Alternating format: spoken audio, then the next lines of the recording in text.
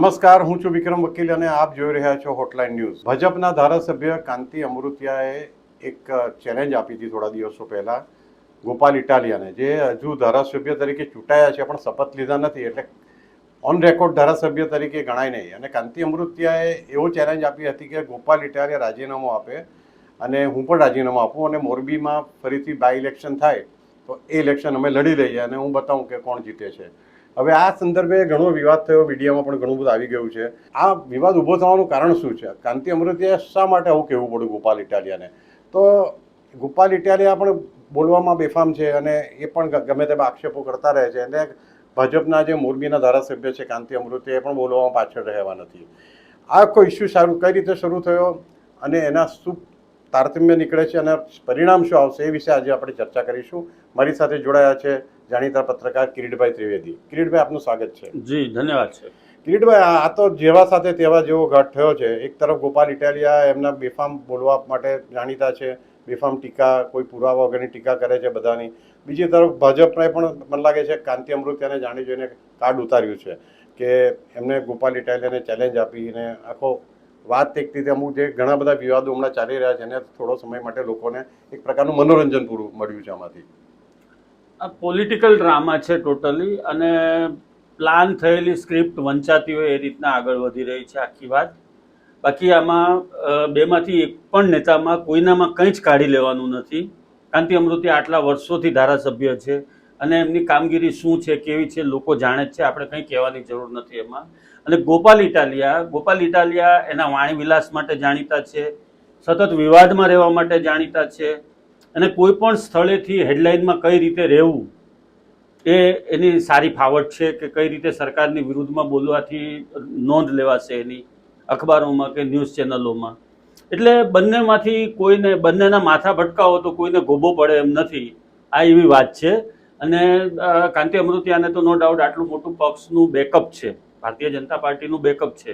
અને આપણે કહ્યું એ પ્રમાણે આ એક ટ્રમ્પ કાર્ડ પણ હોઈ શકે કાંતિ અમૃતિયા, કે ટ્રોયનો ઘોડો પણ હોઈ શકે, જે આવી રીતે એને ઉશ્કેરી અને ગોપાલ ઇટાલિયાને ગમે તે રીતે કંઈ પણ બોલી જાય અને એનું નુકસાન છેવટે પાર્ટીને અથવા એમને વ્યક્તિગત થાય, એવી પણ એક રમત હોઈ શકે. આમાં ગમે તે હોય, પરંતુ એક વાત ચોક્કસ છે કે જેના કારણે આવી આક્ષેપબાજી, નિવેદનબાજી, રાજીનામાના ત્રાગા, આ બધાને કારણે લોકોને મનોરંજન મળી રહ્યું છે, ચેનલોને ન્યૂઝની હેડલાઇન મળી રહી છે અને લોકોનું ધ્યાન બીજી તરફ ડાયવર્ટ થઈ રહ્યું. અનેક મુદ્દાઓ છે રાજ્યની અંદર. આ વરસાદના કારણે ખેડૂતોની જે સમસ્યાઓ છે, ત્યાંથી માંડીને બ્રિજની દુર્ઘટનાઓ બનવી, રોડ રસ્તાઓ તૂટી જવા, વીજળીની સમસ્યા, અનેક પ્રશ્નો છે. આ બધા જ પ્રશ્નો લોકો સાઈડ પર મૂકી અને કાંતિ અમૃતિયાએ શું કીધું ને ગોપાલ ઇટાલિયાએ શું જવાબ આપ્યો એની ઉપર ચર્ચા કરતા હોય છે. પાનના ગલ્લાથી માંડીને ચાની લારીથી માંડી અને ઘણા બધા બૌદ્ધિક સ્તર પર પણ આની ચર્ચાઓ થતી હોય છે.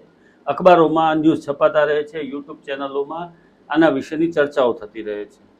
બેઝમાં જે વાત છે વિક્રમભાઈ, એ બેઝમાં વાત એ છે કે કોઈ પણ હિસાબે લોકોને રાજ્યના રાજકારણમાં રચ્યા પચ્યા રાખી અને પોતાનું તિકડમ ચલાવ્યા કરવું, એવી આ એક નીતિ છે બંને પક્ષે. કોઈ એક પક્ષની વાત નથી કરતા આપણે તટસ્થ રીતે વાત કરીએ છીએ. બંનેની જે માનસિકતા છે એ છે કે કોઈ પણ રીતે તિકડમ ચાલતું રહેવું જોઈએ. જેવી રીતે ભારત પાકિસ્તાનની વાત છે કે ભારતના વડાપ્રધાન પણ પાકિસ્તાનને ગાળ દીધા વગર સત્તા પર ન ટકી શકે, અને પાકિસ્તાનમાં પણ ઇન્ડિયન ગવર્મેન્ટને કે ઇન્ડિયન ગવર્મેન્ટ સાથે કાશ્મીર મુદ્દે શિંગડા ભેરવ્યા વગર ત્યાં પાકિસ્તાનમાં શાસન ન થઈ શકે. એવી જ રીતે અહીંયા લોકલ લેવલે પણ ધારાસભ્યો, વિરોધ પક્ષના ધારાસભ્યો સામે શાસક પક્ષના ધારાસભ્યો આક્ષેપ કરે અને પ્રતિ આક્ષેપ થાય અને એમાંથી એ તિકડમબાજી ચાલ્યા કરે. તું તારા ઘેરે સુખી, હું મારા ઘેરે સુખી, એવી વાત. જી કિરીટભાઈ, આમાં આપણે જોયું કે 1.5-2 દિવસ દરમિયાન આ જ્યારથી આ વિવાદ શરૂ થયો ત્યારથી ટીવી ચેનલોને, યુટ્યુબ ચેનલોને, આપણે કહ્યું એમ કે મીડિયાને મસાલો મળી ગયો છે, લોકોને એક મનોરંજન થાય છે. પણ આમાં ગંભીર રાજકીય સમસ્યા એ છે કે કેટલાક પ્રશ્નો, જે પાયાના પ્રશ્નો છે રાજ્યના, એમાં નથી ગોપાલ ઇટાલિયાને રસ, નથી કાંતિ અમૃતિયાને રસ, નથી ગોપાલ ઇટાલિયાને રસ, એ નથી બીજા કોઈ રાજકારણીને રસ. બંને ભાજપમાં પણ, આમ આદમી પાર્ટીમાં અને કોંગ્રેસમાં પણ ઘણા વખતથી આપણે જોઈએ છે કે એક ચર્ચા મીડિયામાં ચાલતી રહે છે કે ભાઈ હવે કોંગ્રેસ નવા પ્રદેશ પ્રમુખ બનાવશે, કોને બનાવશે? અમિત ચાવડાને બનાવશે તો અમિત ચાવડાનું સ્થાન વિધાનસભામાં વિરોધ પક્ષના નેતા તરીકે જિજ્ઞેશ મેવાણીને મળશે કે નહીં. હવે આમાં તો જિજ્ઞેશ મેવાણી હોય કે અમિત ચાવડા હોય કે કોઈ પણ આવે, જે હમણાં જે પરિસ્થિતિ છે રાજ્યની એમાં કોઈ ફેરફાર થવાનો નથી, મારું અંગત રીતે માનવું છે. બીજી વાત એ છે કે જ્યારે કાંતિ અમૃતિયાએ આ ચેલેન્જ આપી ત્યારે જ જો મીડિયા એને બહુ વિશાળ પ્રસિદ્ધિ નહીં આપી હોતે તો બધું ઠંડુ થઈ ગયું હોતે. કારણ કે કાંતિભાઈએ પણ એમના લાવ લશ્કર લઈને સવારથી વિધાનસભામાં રાજીનામા આપવા ગયા, એકલા નહોતા આવ્યા, એણે એમની સાથે બધી ખાસ વાહનો કરીને એમના ટેકેદારો મોરબીથી આવ્યા હતા. અને એનો તમાશો થયો એ આ બધી જ ચેનલોએ ઇન્ક્લુડિંગ આપણે પણ બતાવ્યું જ છે, નો ડાઉટ. એટલે આપણે હોલિયર દેન ધવ નથી કહેતા કે આપણે બધા કરતા અલગ છે. પણ હું જનરલ એક વાત કહેવા માગું છું કે આપણા દેશમાં ફક્ત આ ગુજરાતની વાત નથી કે આ સમસ્યા આ પૂરતું ગોપાલ ઇટાલિયા કે આ કાંતિભાઈ પૂરતી પણ નથી, પણ દેશનું રાજકારણ બિહાર હોય, યુપી હોય, ગુજરાત હોય કે મહારાષ્ટ્ર હોય એટલી નીચી કક્ષાએ જઈ રહ્યું છે કે આવા નાના નાના ઇસ્યુને જે ઇસ્યુ પણ નથી અને ઇસ્યુ બનાવીને લોકોનો કલાકોના કલાકો વેડફાય છે. માટે ચોક્કસપણે તમે કઈ કક્ષા સુધી નીચે જઈ શકે છે રાજકારણીઓ એ આપણને જોવા મળે. તાજેતરની જ વાત કરું, તમે જે રીતે ઉત્તર પ્રદેશ, બિહાર કે મહારાષ્ટ્રની વાત કરી, મહારાષ્ટ્રની અંદર જે હિન્દીનો વિવાદ ચાલ્યો, આપણે એના ઉપર એક અગાઉ પણ હિન્દી ભાષાના ઉપર પણ આપણે અગાઉ આ રીતની ચર્ચા કરી હતી આ જ મંચ ઉપર. એ હિન્દીમાં હતો આપણો કાર્યક્રમ. તો હિન્દી ભાષાને લઈને જો મહારાષ્ટ્રની અંદર વિરોધ હોય અને આ ઠાકરે બંધુઓ એના માટે આવી મારપીટ કક્ષાએ ઉતરી આવતા હોય, જે કોઈ લેવલ જ નથી, સામાન્ય બિચારા ગરીબ મજૂર માણસોને તમે ઝાપટો મારો છો, એના થેલા ઉથલાવી નાખો છો, એવા જ પ્રકારનું ગુજરાતમાં પણ છે. હું એવું નથી કહેતો કે મહારાષ્ટ્રમાં કોઈ સમસ્યા નથી, મહારાષ્ટ્રમાં પણ અસંખ્ય સમસ્યાઓ છે સામાન્ય લોકો માટેની. સૌથી વધારે ખેડૂતો મહારાષ્ટ્રની અંદર આત્મહત્યા કરે છે. આ પણ એક મોટો પ્રશ્ન છે, એના ઉપર કોઈ રાજકારણીઓ કંઈ બોલતા નથી. વોટ લેવો હોય ત્યારે એ લોકોને કિસાન યાદ આવે છે.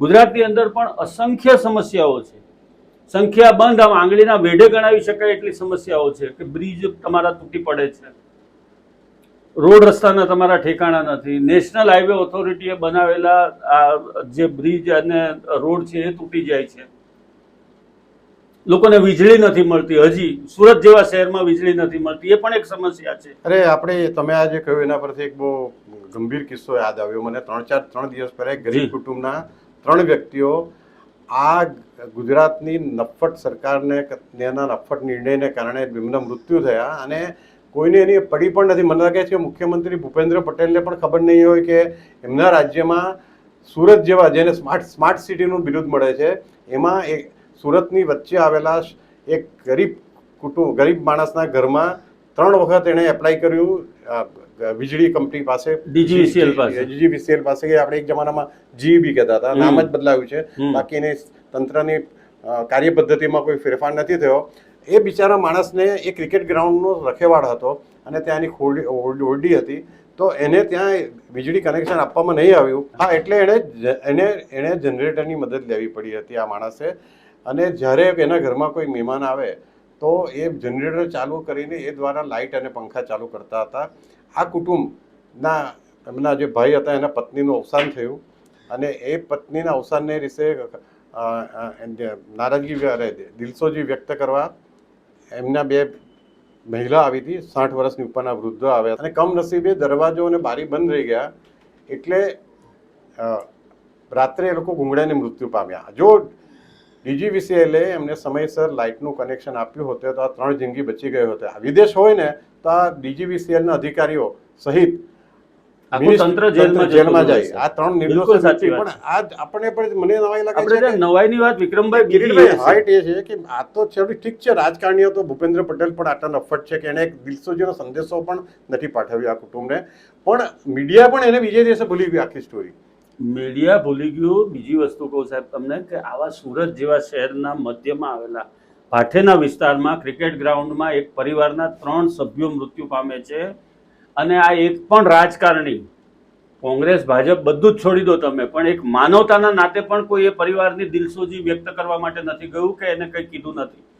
નેગ્લિજન્સીનો ગુનો દાખલ થઈ શકે DGVCLના અધિકારીઓ સામે, જેમણે વીજ કનેક્શન નથી આપ્યું એમની સામે, ટોરેન્ટ લાગતું હોય તો ટોરેન્ટ અને ડીજીવીસીએલ લાગતું હોય તો ડીજીવીસીએલ ના અધિકારીઓ એના માટે જવાબદાર બને છે. બીજી વસ્તુ વિક્રમભાઈ, તમને એક બહુ સાદું એક બહુ સામાન્ય એક ઉદાહરણ આપું. તમે કે હું આપણે કોઈ દારૂ પીવા બેસીએ છીએ તો આપણે પાર્ટીમાં બેઠા છીએ એવું કહી શકાય, અને પેલો બિચારો છેવાડાનો માણસ ચાલીમાં રહેતો હોય, કોઈ જગ્યાએ હળપતિવાસમાં રહેતો હોય અને જો દારૂ પીવે છે તો એને બેવડો કહેવાય. વાત એક જ છે દારૂ પીવાની, 3 વ્યાખ્યા જુઓ તમે વ્યક્તિની, એના સ્ટેટસ પ્રમાણે વ્યાખ્યા બદલાતી જાય છે. આમાં પણ આ સામાન્ય માણસના મૃત્યુની કોઈ ગંભીરતા નથી. તમને માનવ જિંદગીની કોઈ કિંમત જ નથી. આ લોકોને આ તંત્રને નફ્ફટ તંત્ર છે તદ્દન જ. એ ડીજીવીસીએલનું તંત્ર હોય કે સરકારનું તંત્ર હોય, બધા જ નફ્ફટ છે. અને એ લોકોની જવાબદારી ફિક્સ કરવી જોઈએ આમાં, અને એની સામે પગલાં લેવા જોઈએ, અને દાખલારૂપ પગલાં લેવા જોઈએ. પકડીને એ લોકોને જેલ હવાલે કરવા જોઈએ, લાજપોર જેલમાં મૂકી દેવા જોઈએ લોકોને, અને 4-6 મહિના સુધી જામીન નહીં આપવા જોઈએ. એટલી કડક કાર્યવાહી થવી જોઈએ આ લોકોની સામે, પણ નથી થતું. વાત હતી આપણી કાંતિ અમૃતિયાની અને ગોપાલ ઇટાલિયાની, તો આવી બધી ઘટનાઓ માટે એ લોકો પાસે સમય નથી, પણ એકબીજા ધારાસભ્યોને એકબીજાની સામે ચેલેન્જ કરવાનો સમય છે. આજે આપણે આ દેશમાં સમસ્યા શું છે, સુરતની ઘટનાની આપણે જે વાત કરી, 3 ગરીબ નિર્દોષ વૃદ્ધો, 1 વૃદ્ધ અને 2 વૃદ્ધના અવસાન થયા, એ વિશે આ કાંતિ અમૃતિયાએ કે ગોપાલ ઇટાલિયાએ એક પણ શબ્દ કહ્યો નથી કે એને માટે કોણ જવાબદાર છે, એની સામે ક્યારે પગલાં લેવાશે. એ વિશે ભૂપેન્દ્ર પટેલ પણ કંઈક મુખ્યમંત્રી હોવા છતાં પણ એમણે જવાબદારી લીધી નથી. એટલે આ પ્રકારના કિસ્સાઓ કિરીટભાઈ એકલ દોકલ નથી, આવા બનતા જ રહે છે અને ભવિષ્યમાં પણ બનશે જ. અને એ વખતે આપણે આવા કિસ્સાઓને આપણે હોટલાઇન ન્યૂઝ વતી આપણે ઉગાડા કરીશું. ચોક્કસ જ ચોક્કસ. Thank you Kiritbhai. જી આભાર. આવા પ્રકારના વિડીયો તમને જોવા ગમતા હોય તો હોટલાઇન ન્યૂઝ ચેનલને લાઇક, શેર અને સબસ્ક્રાઇબ કરો.